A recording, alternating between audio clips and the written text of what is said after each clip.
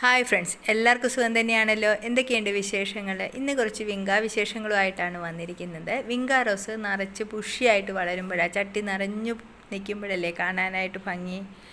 അതിന് നമ്മൾ ചെയ്യുന്നത് എങ്ങനെയാണെന്ന് വെച്ച് കഴിഞ്ഞാൽ, ചെടി ഇതേപോലെ ഈ പരുവത്തിലായിരിക്കുമ്പോൾ തന്നെ നമ്മൾ ചെടിയുടെ മുകളിലത്തെ ആ കൂമ്പ് പോർഷന് ഒന്ന് മുറിച്ച് കൊടുക്കും. ഈ കാണുന്ന രീതിയിൽ അങ്ങനെ മുറിച്ച് കൊടുക്കുമ്പോൾ ഉണ്ടാകുന്ന ഗുണമെന്ന് പറയുന്നത്, ഇപ്പോൾ ഇത് കണ്ടോ, ഇത് പൂവായി നിൽക്കുന്ന ചെറിയ ചെടിയാണേ.